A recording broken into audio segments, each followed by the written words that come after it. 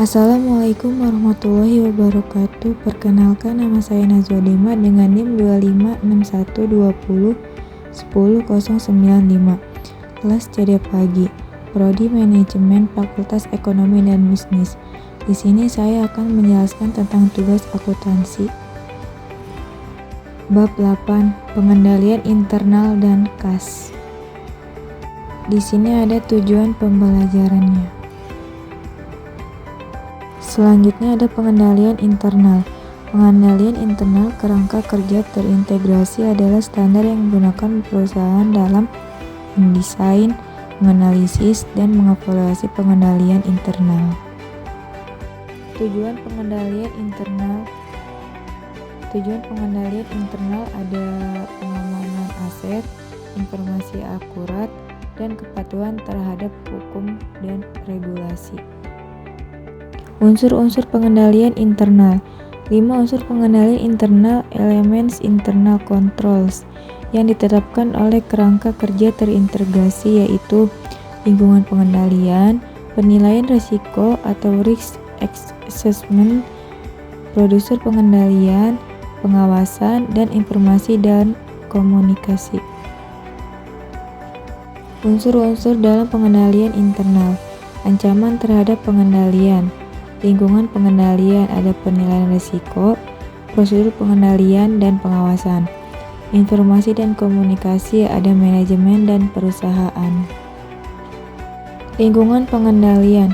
Ada 3 faktor yang mempengaruhi lingkungan pengendalian perusahaan adalah sebagai berikut: struktur organisasi, karyawan, kebijakan personalia, filosofi manajemen dan gaya operasi, dan CEO. Selanjutnya ada penilaian risiko. Semua perusahaan menghadapi risiko seperti perubahan permintaan pelanggan, ancaman pesaing, perubahan peraturan, perubahan dalam faktor-faktor ekonomi. Manajemen harus menilai risiko-risiko tersebut dan melakukan tindakan-tindakan yang diperlukan untuk mengendalikannya. Prosedur pengendalian. Prosedur pengendalian dibuat untuk memberikan keyakinan yang memadai bahwa tujuan perusahaan dapat dicapai, termasuk mencegah kecurangan. Prosedur pengendalian merupakan unsur pengendalian internal yang paling penting. Meliputi hal berikut. Yang pertama ada personel yang kompeten, rotasi kerja dan cuti wajib. Kedua, pemisahan tanggung jawab untuk operasi yang berkaitan. Ketiga, operasional penyimpanan aset dan akuntansi. Yang terakhir, keempat, bukti dan langkah-langkah keamanan. Prosedur pengendalian internal. Ancaman terhadap pengendalian. Prosedur pengendalian adalah personal yang kompeten, rotasi kerja dan cuti wajib. Pemisahan tanggung jawab untuk operasi yang berkaitan. Pemisahan operasional, penyimpanan aset dan akuntansi, bukti dan tindakan keamanan. Dalamnya ada manajemen dan perusahaan. Selanjutnya ada pengawasan. Pengawasan terhadap sistem pengendalian internal dapat menemukan kelemahan-kelemahan dan memperbaiki efektivitas pengendalian, dan termasuk memantau perilaku karyawan dan sinyal peringatan dari sistem akuntansi. Sinyal peringatan atas masalah pengendalian internal. Ada 2. Yang pertama, tanda peringatan sistem dari manusia. Di dalamnya ada perubahan drastis gaya hidup tanpa menggunakan undian berhadiah, hubungan yang akrab dengan pemasok, menolak mengambil cuti, sering berhutang ke karyawan lain, dan mengonsumsi alkohol atau obat-obatan berlebihan. Tanda peringatan sistem akuntansi. Dalamnya ada dokumen hilang atau jeda nomor transaksi. Bisa berarti dokumen digunakan untuk transaksi tidak sah. Peningkatan luar biasa pengembalian uang ke pelanggan, pengembalian biasa saja palsu. Perbedaan antara penerimaan keseharian dan setoran bank bisa bermakna penerimaan kas dicuri sebelum disetor ke bank. Peningkatan mendadak pembayaran yang terlambat karyawan bisa mencuri uang pembayaran, dan penundaan pencatatan transaksi kemungkinan ada usaha menghambat deteksi kecurangan. Informasi dan komunikasi. Informasi mengenai lingkungan pengendalian, penilaian risiko, prosedur pengendalian, serta pengawasan dibutuhkan manajemen untuk mengarahkan operasi dan memastikan kepatuhan pada pelaporan, hukum dan peraturan yang diperlukan. Manajemen juga dapat menggunakan informasi eksternal untuk menilai kejadian dan kondisi yang dapat berpengaruh pada pengambilan keputusan, dan pelaporan eksternal. Keterbatasan pengendalian internal. Sistem pengendalian internal hanya dapat memberikan keyakinan memadai, bukan jaminan. Hal ini disebabkan faktor-faktor berikut. Ada pengendalian elemen manusia dan pertimbangan biaya manfaat. Selanjutnya ada pengendalian kas terhadap penerimaan dan pembayaran. Slide 1. Kas atau cash meliputi uang logam, uang kertas, cek giro, wesel, dan simpanan uang yang tersedia. Simpanan uang yang tersedia di bank atau institusi keuangan lainnya siap untuk ditarik kapan saja juga disebut kas. Biasanya yang dianggap kas oleh sebagian besar orang adalah semua jenis uang yang diterima oleh bank untuk disimpan di rekening tabungan. Dan sebagai contoh, cek yang dapat Anda uangkan biasanya dapat disimpan di bank, dan hal itulah yang dianggap sebagai kas. Pengendalian kas terhadap penerimaan dan pembayaran. Slide 2. Sebuah perusahaan dapat memiliki beberapa rekening bank. Misalnya, satu digunakan untuk pembayaran secara umum, satunya lagi untuk pembayaran gaji. Untuk setiap rekening banknya, perusahaan biasanya membuat satu akun buku besar tersendiri. Kas adalah aset perusahaan yang paling mungkin untuk dicuri dan digunakan secara tidak benar dalam kegiatan bisnis. Untuk alasan ini, sebuah bisnis harus mengendalikan kas dan transaksi kas secara hati-hati. Pengendalian terhadap penerimaan kas. Untuk melindungi kas dari pencurian dan penyalahgunaan, perusahaan harus mengendalikan kas sejak diterima sampai kas disimpan di bank. Biasanya perusahaan menerima kas dari dua sumber utama, pelanggan. Dan di dalamnya ada pelanggan yang memiliki barang atau jasa, pelanggan yang membayar piutangnya. Pengendalian yang penting untuk melindungi kas yang diterima di penjualan langsung tunai adalah mesin kasir. Kas yang diterima dari penjualan tunai, pelanggan, barang dan struk penjualan, mesin kasir, kas, departemen kasir, setoran kas, bank, karyawan bagian penjualan, bukti setoran, departemen akuntansi, dan ayat jurnal. Kas kurang atau kas lebih. Cash short and over. Slide 1. Kasir dapat membuat kesalahan memberi uang kembalian untuk pelanggan atau memasukkan nilai penjualan tunai. Sebagai akibatnya, jumlah uang di tangan berbeda dari jumlah penjualan tunai. Selisih tersebut akan dicatat dalam akun kas kurang atau kas lebih. Cash short and over. Contoh kas kurang atau kas lebih. Cash short and over. Sebagai ilustrasi, asumsikan data mesin kasir pada 3 Mei sebagai berikut.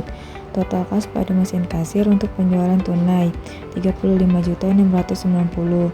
Kas yang diterima pada penjualan tunai 35.668. Penjualan tunai, penerimaan kas dan kekurangan kas sebesar 22.000. 35.690 dikurang 35.668 akan dicatat sebagai Mei tanggal 3. Akun kas 35.668, kas kurang atau lebih 22.000, dan penjualannya 35.690. Kas kurang atau kas lebih. Cash short and over. Slide 2. Jika ada uang lebih, kas kurang atau lebih akan dikreditkan untuk kelebihan tersebut pada akhir periode akuntansi, yaitu saldo debit akun kas kurang atau lebih dimasukkan dalam beban lain-lain pada laporan laba rugi, dan saldo kredit akun tersebut dimasukkan dalam bagian penghasilan lain-lain. Kas yang diterima melalui cek atau giro. Kas diterima melalui cek atau giro ketika pelanggan membayar tagihan mereka, dan kebanyakan faktur perusahaan dirancang agar para pelanggan mengembalikan potongan faktur yang berisi jumlah tagihan yang disebut slip pembayaran atau remittance slip bersama dengan lembar pembayaran mereka. Selanjutnya ada kas yang diterima melalui transfer dana elektronik. Kas juga dapat diterima dari pelanggan melalui transfer dana elektronik atau Electronic Fund Transfers (EFT). Sebagian pemegang kartu kredit memberi kuasa kepada bank penerbit kartu kredit untuk membebankan tagihan-tagihan rutin seperti telepon seluler, internet, dan jasa listrik ke kartu kreditnya. Dalam kasus ini, perusahaan mengirim formulir yang telah ditandatangani nasabah kepada nasabah bank sebagai bentuk otorisasi transfer dana elektronik bulanan. Setiap bulan, perusahaan memberi tahu pelanggan jumlah yang harus ditransfer dan tanggal transfer secara elektronik. Pada tanggal jatuh tempo, perusahaan mencatat transfer elektronik sebagai penerimaan kas ke rekening banknya dan memposting jumlah yang dibayarkan sebagai pengurang saldo piutang ke akun pelanggan yang bersangkutan. Pengendalian pembayaran kas. Pengendalian terhadap kas harus memberikan keyakinan yang memadai bahwa pembayaran dilakukan hanya untuk transaksi yang telah diotorisasi dan kas digunakan secara efektif dan efisien. Sebagai contoh, pengendalian seharusnya meyakinkan bahwa semua diskon pembelian yang tersedia akan diambil. Sistem voucher. Sistem voucher atau a voucher system merupakan serangkaian prosedur untuk mengizinkan dan mencatat liabilitas dan pembayaran kas. Voucher adalah suatu dokumen yang memberikan bukti pemberian izin membayar kas atau melakukan transfer dana elektronik. Tagihan yang telah ditandatangani dapat dianggap sebagai voucher. Saat voucher disiapkan untuk pembelian barang, voucher harus dilengkapi dengan faktur dari pemasok, pesanan pembelian, dan laporan penerimaan barang. Kas yang dibayar dengan transfer dana elektronik. Kas juga dapat dibayar melalui sistem transfer dana elektronik. Sebagai contoh, Anda bisa menarik kas dari rekening bank. Anda menggunakan mesin ATM. Penarikan yang Anda lakukan adalah contoh transfer dana elektronik. Perusahaan dapat juga menggunakan transfer dana elektronik, misalnya membayar gaji karyawan. Selanjutnya ada rekening bank. Perusahaan menggunakan rekening bank adalah untuk pengendalian internal. Beberapa keuntungan pengendalian dengan menggunakan rekening bank adalah sebagai berikut. Yang pertama, rekening bank mengurangi jumlah kas di tangan. Kedua, rekening menyediakan pencatatan mandiri atas transaksi kas, merekonsiliasi saldo atas akun kas dalam catatan perusahaan dengan saldo kas menurut bank adalah pengendalian yang penting. Ketiga, penggunaan rekening bank memfasilitasi proses transfer dana menggunakan sistem transfer dana elektronik. Laporan bank. Bank mengelola pencatatan seluruh transaksi rekening bank. Rangkuman seluruh transaksi yang disebut laporan bank atau bank statement dikirimkan ke nasabah dalam bentuk cetakan atau hard copy maupun email soft copy. Laporan bank menunjukkan saldo awal, penambahan, pengurangan, dan saldo pada akhir periode. Selanjutnya ada tampilan laporan bank. Selanjutnya ada hubungan antara rekening bank dan laporan bank. Ada perusahaan dan bank. Perusahaan aset kas di bank meningkatkan aset dan menurunkan aset. Bank liabilitas rekening nasabah. Ada penurunan dalam liabilitas memo debit. Pembayaran melalui transfer dana elektronik, beban administrasi, cek kosong, kesalahan bank, saldo kenaikan dalam liabilitas. Ada memo kredit, setoran melalui transfer dana elektronik, penerimaan pembayaran wesel, tagihan, pencarian, pinjaman dari bank, pendapatan bunga, kesalahan bank. Laporan bank sebagai alat pengendali terhadap kas. Laporan bank merupakan salah satu alat penting yang digunakan perusahaan untuk mengendalikan kas. Dan perusahaan dapat menggunakan laporan bank untuk membandingkan transaksi kas di catatan akuntansinya dengan catatan yang dibuat oleh bank. Tampilan catatan PT Sigma Utama dan laporan bank. Laporan bank di dalamnya ada saldo awal, penambahan, setoran lain-lain, pengurangan, cek kosong, beban administrasi, dan saldo akhir. Sigma Utama dalamnya ada saldo awal, setoran, cek, dan saldo akhir. PT Sigma Utama harus menentukan penyebab selisih kedua jumlah ini. Selisih antara saldo kas perusahaan dan laporan bank. Selisih tersebut dapat disebabkan oleh tertundanya pencatatan transaksi yang dilakukan oleh salah satu pihak. dan selisih tersebut mungkin juga berasal dari kesalahan dalam pencatatan transaksi yang dilakukan baik oleh perusahaan atau bank. Selanjutnya ada rekonsiliasi bank slide 1. Merupakan analisis informasi dan jumlah yang menyebabkan saldo kas yang dilaporkan dalam rekening bank berbeda dari saldo kas dalam buku besar dan bertujuan untuk menghasilkan saldo kas yang disesuaikan. Dan saldo kas disesuaikan yang ditentukan dalam rekonsiliasi bank dilaporkan dalam laporan posisi keuangan. Rekonsiliasi bank slide 2. Rekonsiliasi bank biasanya dibagi dalam dua bagian, yaitu ada bagian bank dimulai dengan saldo kas menurut rekening bank dan berakhir dengan saldo yang disesuaikan. Dan bagian perusahaan dimulai dengan saldo kas menurut catatan perusahaan dan berakhir dengan saldo yang disesuaikan. Saldo yang disesuaikan dalam rekonsiliasi oleh bank dan perusahaan harus sama. Contoh rekonsiliasi bank. Saldo kas menurut bank di dalamnya ada ditambah dan dikurang. Ditambah debit ke kas yang tidak terdapat dalam laporan bank, setoran yang belum dicatat oleh bank, dan lain-lain. Dikurang kredit ke kas yang tidak terdapat dalam laporan bank, atau cek yang belum diluangkan. Saldo yang disesuaikan. Saldo kas menurut perusahaan di dalamnya ada ditambah dan dikurang. Ditambah kredit bank yang belum dicatat pembayaran piutang yang diterima oleh bank. Dikurang debit bank yang belum dicatat cek kosong beban administrasi bank, dan lain-lain. Saldo yang disesuaikan. Dan selanjutnya ada langkah-langkah dalam rekonsiliasi bank slide 1. Rekonsiliasi sisi bank. Langkah 1. Masukkan saldo kas menurut bank dari saldo akhir kas menurut rekening bank. Langkah 2. Tambahkan dengan deposit yang tidak dicatat oleh bank. Identifikasi deposit yang tidak dicatat oleh bank dengan cara membandingkan setiap deposit yang terdaftar dalam rekening bank dengan deposit yang tidak tercatat yang muncul dalam rekonsiliasi periode sebelumnya dengan periode saat ini. Contoh, setoran belum dicatat bank pada akhir periode, deposit in transit atau setoran dalam perjalanan. Langkah 3. Kurangkan dengan cek yang beredar yang belum dibayar oleh bank. Identifikasi cek beredar dengan membandingkan cek yang telah dibayar dengan cek yang beredar yang muncul dalam rekonsiliasi periode sebelumnya dengan cek yang tercatat. Contoh, cek sedang beredar pada akhir periode, outstanding checks. Langkah 4. Tentukan saldo disesuaikan dengan menambahkan langkah 2 dan mengurangi langkah 3. Langkah-langkah dalam rekonsiliasi bank slide 2.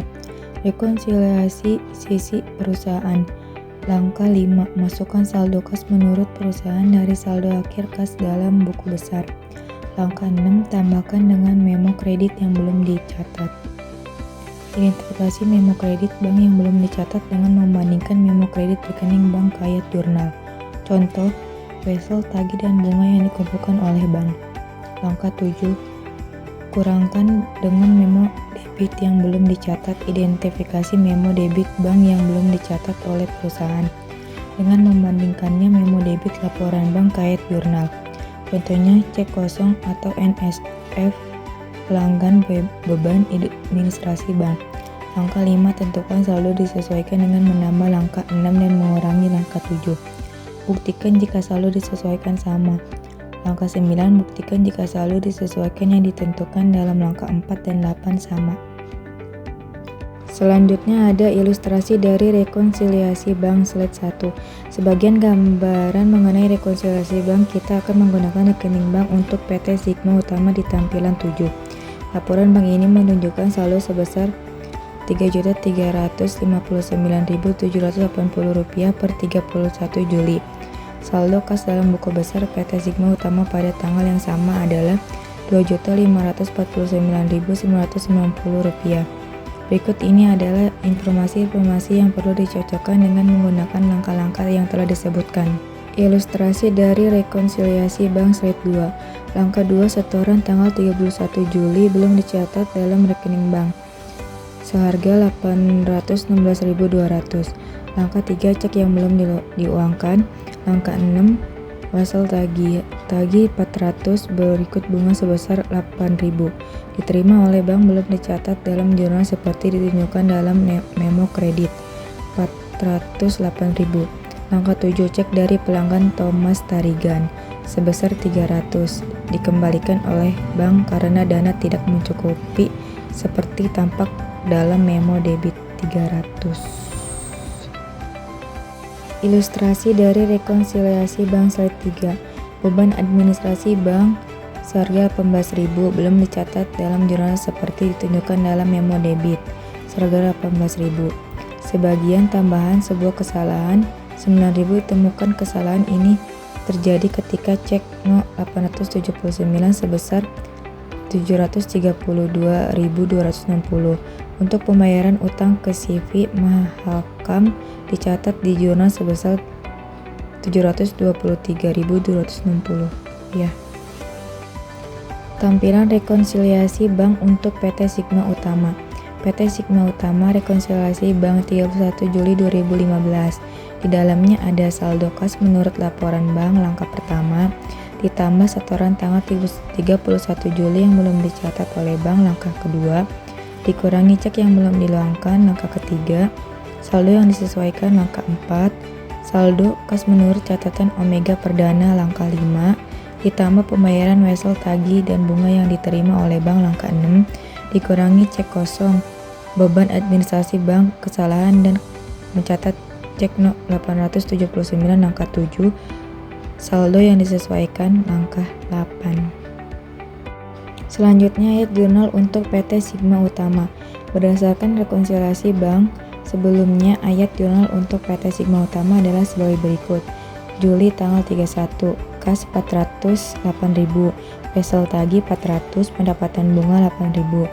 Juli tanggal 31, piutang usaha Thomas Tarigan 300.000, beban lain-lain 18.000, dan utang usaha CV Mahakam 9.000 dan kas 327. Dana kas keperluan khusus slide 1. Perusahaan biasanya harus membayar sejumlah pengeluaran kecil seperti perangko, perlengkapan kantor, atau perbaikan kecil. Dana kas keperluan khusus slide 2. Dana kas kecil biasanya diisi kembali pada jarak periodik atau saat dana habis atau mencapai jumlah minimum. Saat dana kas kecil diisi kembali, akun yang didebit ditentukan dengan merangkum penerimaan kas kecil dan kemudian dicek ditulis sejumlah ini dan dimasukkan dalam kas kecil. Ilustrasi dana kecil slide 1. Asumsikan bahwa dana kas kecil sebesar 500 dibentuk pada tanggal 1 Agustus. Tanggal 1 kas kecil 500 dan kas 500. Kas kecil didebit jika dana kas kecil dibuat ketika jumlah dana dinaikkan. Kas kecil dikredit ketika jumlah dana kas kecil diturunkan. Ilustrasi dana kas kecil slide 2. Pada akhir bulan Agustus, bukti kas kecil menunjukkan pengeluaran untuk pos-pos berikut. Perlengkapan kantor 380, perangko atau debit perlengkapan kantor 22.000, perlengkapan toko 35.000, beban administrasi lain-lain 30.000, totalnya 467.000. Ilustrasi dana kas kecil slide 3. Ayat jurnal untuk mengisi kembali dana kas kecil pada tanggal 31 Agustus adalah sebagai berikut. Agustus tanggal 31, perlengkapan kantor 402.000, perlengkapan toko 35.000, beban administrasi lain-lain 30.000, dan kasnya 467.000. Selanjutnya ada pelaporan kas dalam laporan keuangan slide 1. Kas biasanya dicatat sebagai yang pertama dalam bagian aset lancar di laporan posisi keuangan. Perusahaan dapat memiliki jumlah kas melebihi kebutuhan operasinya dan biasanya perusahaan menginvestasikan kasnya dalam investasi yang sangat likuid. Untuk memperoleh bunga, investasi semacam ini disebut setara kas atau cash equivalence. Pelaporan kas dalam laporan keuangan slide 2. Laporan posisi keuangan kedai kopi yang menyajikan kas ditunjukkan sebagai berikut. Kedai kopi, laporan posisi keuangan 31 Desember 2016. Aset lancar kas dan setara kas 235 juta. Selanjutnya ada rasio kas pada pengeluaran kas per bulan, slide 1. Untuk permasalahan yang baru mulai berjalan atau sedang dalam kesulitan keuangan, kas merupakan hal penting untuk proses berlangsungnya hidup. Rasio kas terhadap beban kas bulanan atau ratio of cash to monthly cash expenses berguna untuk menilai berapa lama perusahaan dapat melanjutkan operasinya tanpa pembiayaan tambahan dan arus kas positif dari kegiatan operasi. Rasio kas pada pengeluaran kas per bulan, slide 2. Rasio kas terhadap beban kas bulanan kemudian dapat dihitung sebagai berikut. Rasio kas terhadap beban kas bulanan. Kas pada akhir tahun dibagi beban kas bulanan. Kas termasuk setara kas diperoleh dari laporan posisi keuangan akhir periode. Beban kas bulanan terkadang disebut cash burn, diestimasi dari bagian aktivitas operasi laporan arus kas sebagai berikut. Beban kas bulanan, arus kas negatif dari kegiatan operasi dibagi 12. Ilustrasi rasio kas pada pengeluaran kas per bulan, slide 1. Data berikut dalam ribuan diambil dari laporan keuangan Ocean Power Technologies untuk tahun berakhir 29 April. Dalamnya ada kas dan setara kas pada akhir tahun dan arus kas dari kegiatan operasi. Ilustrasi rasio kas pada pengeluaran kas per bulan, slide 2. Berdasarkan data yang disajikan sebelumnya, beban kas bulanan dan rasio kas pada beban kas bulanan dapat dihitung sebagai berikut. Untuk tahun berakhir 29 April, di dalamnya ada beban kas bulanan, rasio kas pada beban kas bulanan, dibulatkan ke rupiah terdekat, dibulatkan kedua tempat desimal. Mungkin itu saja yang bisa saya sampaikan, kurang lebihnya mohon maaf. Wassalamualaikum warahmatullahi wabarakatuh. Terima kasih.